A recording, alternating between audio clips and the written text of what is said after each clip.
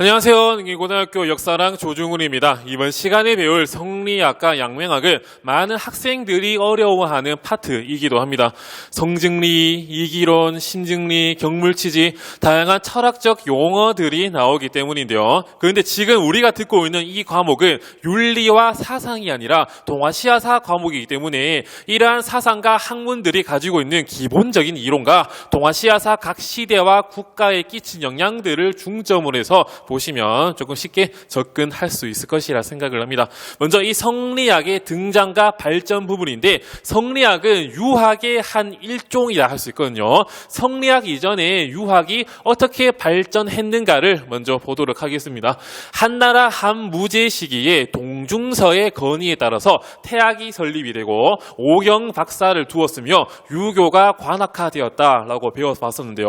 이때 한나라 시기에 유교를 훈고학이라고 불리게 됩니다. 이 훈고학이 무엇인가 봤을 때 고학, 옛날 학문, 옛날 유교 경전 자구에 새로운 해석, 즉 댓글을 달았다, 주석을 달았다 이런 뜻이거든요. 진나라 시기 분서갱유 그리고 초안지의 혼란한 시기를 겪으면서 많은 유교 경전들이 사라지거나 유학 공부에 소홀히 했던 시기가 있었거든요. 이에 따라 이런 한나라 시대에 왔을 때 유교 경전의 공자가 이 경전의 자구를 무슨 뜻으로 적었는지 해석하기가 상당히 어려운 시기가 도래하게 되거든요. 그러므로 이 당시의 유학자들이 아마 이 경전에서 공자께서는 이러한 뜻으로 이 글을 쓰셨을 것이다, 이런 해석을 담는 훈고학이 발전하게 되고요. 시간은 지나서 당나라 시기는 공영달이라고 하는 사람이 오경정의라고 하는 책을 저술하게 됩니다. 여기서 오경은 시경, 서경, 역경, 예기, 춘추 5개의 유교 경전을 뜻하는데, 이러한 오경에 대해서 바른 뜻을 적었다, 공영달이 해석본을 담았다라는 책을 남기게 됩니다. 이에 따라 훈고학이 집대성되고 되는 결과가 나오게 되는데, 오경저기가 과거 교재였기 때문에 유교 해석이 획일화되는 단점이 나오기도 합니다. 이러한 유학의 발전을 거쳐서 드디어 송나라 시기에 성리학이 집대성되게 되거든요. 이러한 배경을 먼저 보겠습니다.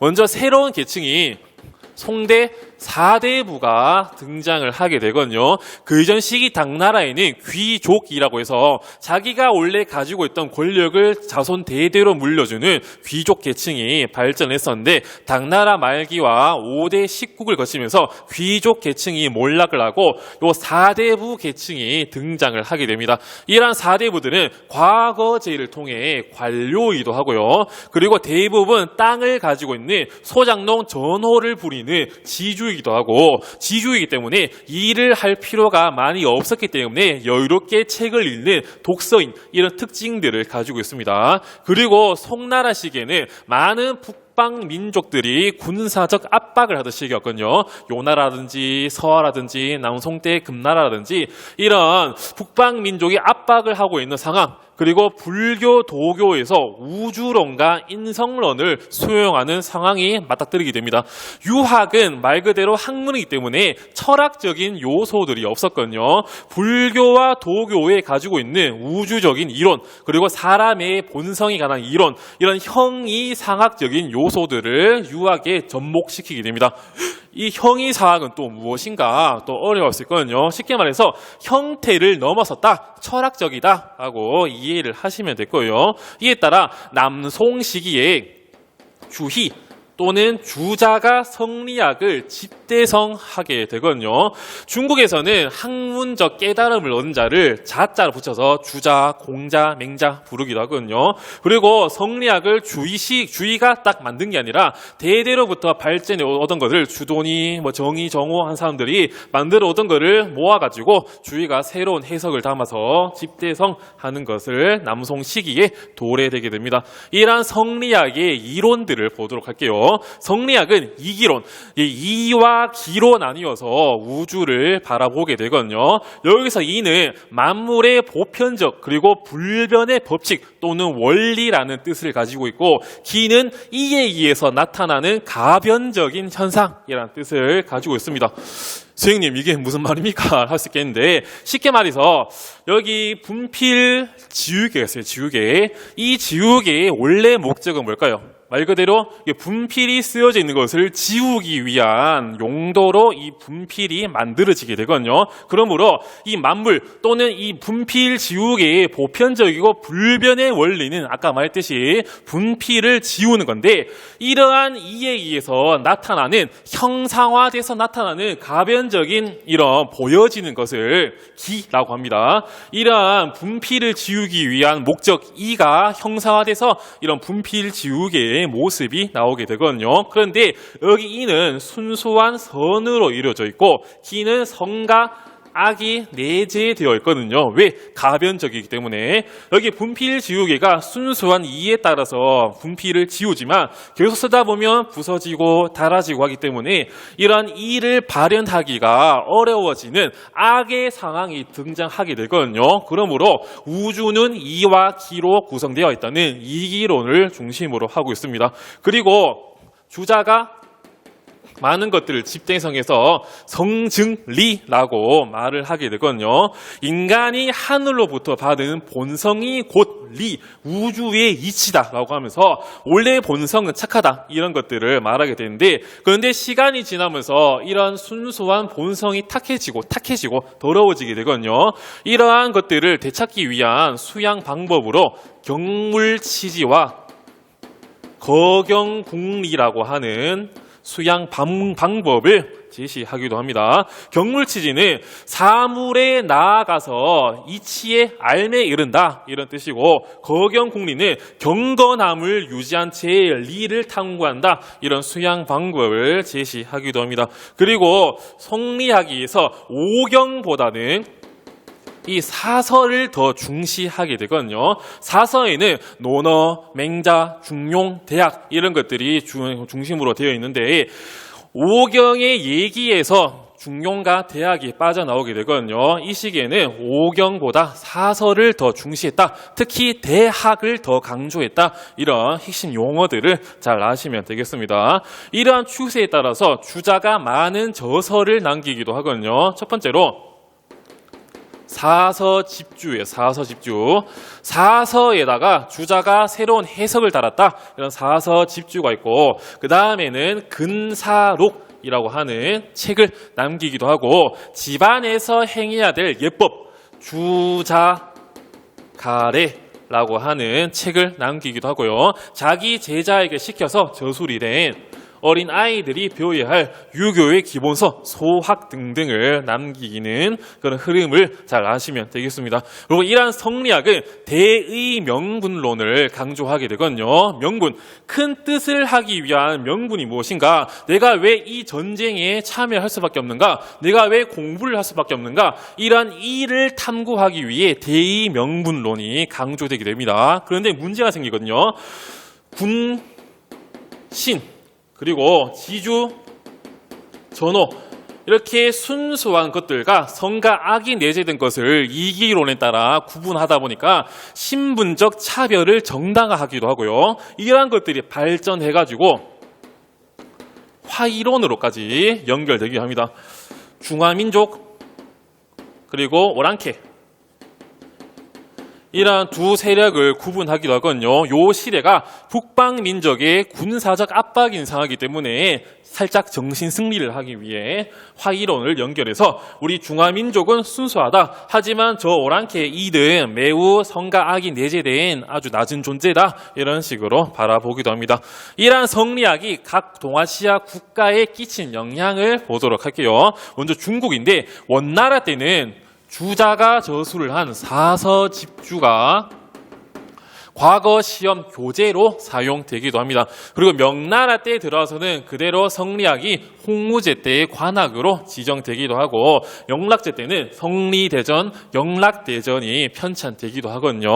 여기 성리대전은 명나라 때 과거 시험 교재로 사용될 만큼 중요한 책이기도 합니다. 그리고 명나라 때부터 새로운 지배 계층이 등장합니다. 바로 신사라고 하는 계급인데요.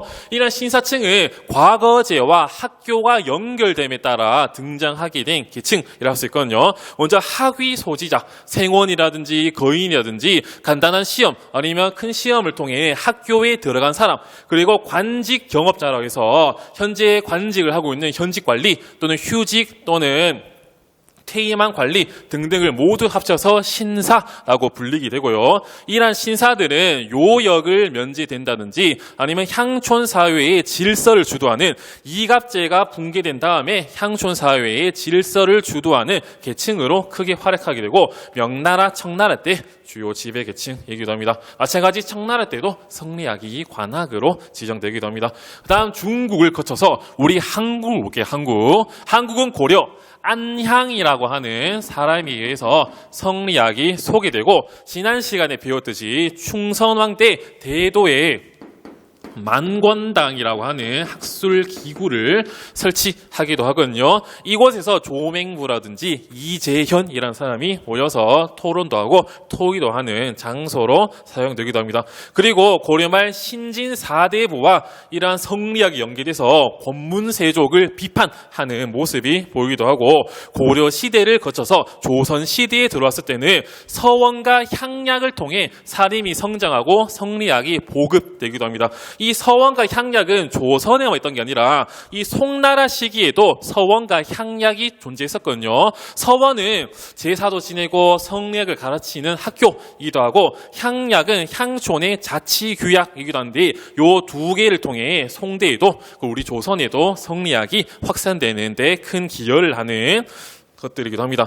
그리고 나중에는 주리론과 주기론이 대립하기도 하거든요. 주리론은 리를 강조하고 주기론은 기를 강조합니다. 그런데 성리학에 따라 리만 강조한다, 기만 강조한 게 아니라 이와 기 다 중요하지만 그 중에서 상대적으로 리를 조금 더 강조하는 세력이라든지 주기론은 마찬가지 이와 기 다 중요하지만 조금 더 기를 강조하는 학파라고 할 수 있거든요.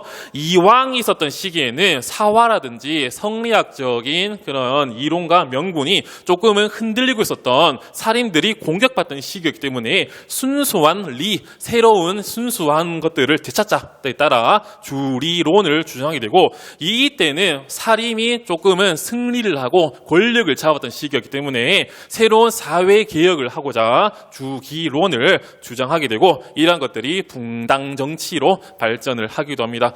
이러한 성리학의 중국과 한국을 봤다면 그 다음에는 일본과 베트남의 성리학이 어떻게 발전했는가를 보도록 할게요.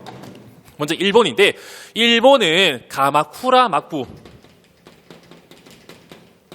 후기 14세기 초쯤에 성리학이 처음으로 전래되기도 합니다. 이러한 선지가 수능에도 나오기도 하거든요. 가마쿠라 막부 후기에 성리학이 전래되었다. 그리고 주로 승려들에 의해서 성리학이 연구됩니다. 일본에서는 글을 읽을 줄 아는 사람들이 보통 승려들이기 때문에 승려들이 성리학 저서들을 보고 공부하기도 합니다.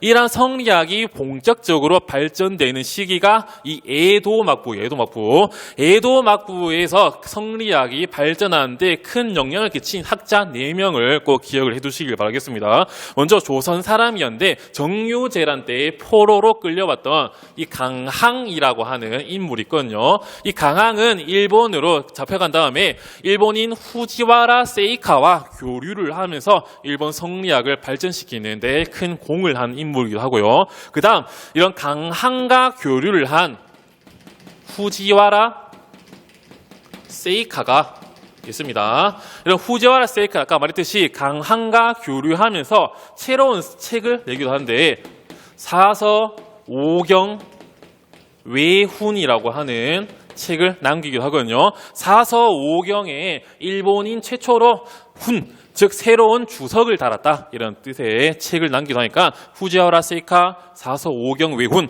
연결해서 꼭 이해하시길 바라겠습니다. 그리고 후지와라 세이카의 제자인데 하야시 라잔이라고 하는 인물이 또 등장하거든요. 이 하야시 라잔은 도쿠가와 이에야스에 의해서 등용이 된 다음에 에도 막부의 각종 제도와 의례를 정비하게 되고, 이에 따라 성리학이 에도 막부의 관학으로 정식 국가 학문으로 제정되기도 합니다. 그 다음 마지막 네 번째 인물은 야마자키 안사이라고 하는 인물이거든요. 이 인물은 일본 성리학을 집대성하는 역할을 하기도 했고, 신토와 성리학의 결합을 추구하게 됩니다. 일본은 신토와 불교가 매우 강한 국가이기도 한데요. 특히 신토 맨 위에 있는 정점의 존재는 바로 천황이에요. 천황. 그러므로 천황과 만물의 보편적이고 불변의 법칙, 원리인 이를 연결시켜서 천황이 최고다, 이런 신토와 성리학을 결합하는데 추구하는 그런 모습이 있습니다. 하지만 일본 성리학도 단점이 보이기도 하거든요. 아까 말했듯이 신토와 불교가 너무 셌기 때문에 사회 전반에 걸쳐서는 성리학적 이념이 자리 잡지 못하고요. 또 문묘인 유시마 성당에서 문묘인 유시마 성당이 만들어지기도 하지만 국가 제도로까지 명확하게 확립이 되지 못하는 그런 것들도 아시면 되겠습니다. 그리고 일본에서는 본교에서 사무라이들에게 성리학을 가르쳤다. 이것도 꼭 기억하시길 바라겠습니다. 다음 베트남인데, 베트남은 지난 시간에 했긴 했거든요. 먼저 리 왕조인데, 리 왕조 때 과거제가 처음으로 도입되지만 비정기적으로 실시되는 모습도 있고 문묘가 설치되기도 합니다. 그리고 후기 레 왕조 때는 과거제와 문교가 정비됨에 따라 과거제가 정기적으로 시험을 치르게 되고, 과거 합격자들의 이름을 적는 진사제명비, 이런 것들도 꼭 기억을 하시길 바라겠습니다. 이런 성리학의 흐름을 봤고요. 그 다음에는 양명학을 볼게요. 양명학. 자, 이 양명학은 명나라 후기쯤에 왕수인에 의해서 성립이 되게 되거든요. 이런 양명학이 만들어진 배경 볼게요. 배경. 먼저 성리학이 교조화돼요. 교조화. 거의 종교스럽게 발전되는 모습이 생기게 되거든요. 그리고 많은 사회 변동이 생기게 됩니다. 잘 사는 사람이 거지가 된다든지, 못 사는 사람이 갑자기 부자가 된다든지, 상공업이 발전한다든지, 이런 사회 변동을 성리학이 제대로 설명해 주지 못하거든요. 성리학은 이와 기에 따라 고정되어 있는 신분적인 고정, 차별을 강조했지만 사회 변동은 성리학이 제대로 설명해 주지 못한 결과 왕수인 또는 왕양명에 의해서 성립이 됩니다. 왕수인의 대표적인 저서가 전승록이에요. 전승록이 이제 출처로 나오면 양명학이구나 힌트로 얻어 가시길 바라겠습니다. 양명학은 심증리라고 하는 이론을 주장하게 되거든요. 자기 마음이 곧 이치다라고 주장하게 됩니다. 하루는 선생님도 그런 게 있거든요. 잠을 자다가 갑자기 눈을 딱 깼는데 사람이 서 있는 거야. 갑자기 깜짝 놀라가지고 벌벌 떨고 있다가 겨우 불을 켰는데 옷걸이에 걸려있는 옷과 모자에 따라서 제가 모르고, 선생님이 모르고 저건 귀신인가 라고 착각했지만 불을 켜보니 그냥 옷가지였다, 모자였다, 이런 것들을 깨닫게 되거든요. 이에 따라 모든 것들은 자기 마음먹기에 따랐다. 자기 마음이 곧 이치다, 내 마음을 곧 깨닫자, 이런 심증리의 사상이 나오게 됩니다. 이에 따라서 양지를 강조하게 되거든요. 양지는 다른 말로 양심인데, 모든 사람들이 착한 양지를 가지고 있으므로 누구나 성인이 될 수 있다, 누구나 사회 변동에 가입을 할 수 있다, 이런 것들이 나오게 되고, 치양지, 양지에 이르자, 이런 것들도 강조를 하게 됩니다. 그리고 양명학은 지행합일설을 주장하게 되거든요. 성리학이 선지후행이야. 먼저 알기 전까지는 행하지 않는다. 먼저 알고 경물치지 거경국률통에 먼저 알고 행하는 건데, 여기 양명학은 옳은지 참된 알을 행함을 동반하지 않으면 제대로 안 게 아니다. 이런 지행합일의 실천성을 강조하기도 하고요. 그리고 특이하게 양명학도 경물치지를 강조합니다. 성리학에도 경물치지가 나오는데 성리학의 경물치지는 물체에 나아가서 알매 흐른다 하지만 여기 양명학의 경물치지는 물욕을 격퇴하고 양지에 이른다 이런 뜻이 나오게 되니까 심화된 문제가 나오게 되면 이 부분도 참고로 하시기를 바라겠습니다. 자, 이번 시간에는 성리학과 양명학에 대해서 배워봤고요. 다음 시간에는 청나라, 조선, 예동학부 등등에 대해서 보도록 하겠습니다. 이번 시간에도 수업 열심히 들어주셔서 감사합니다.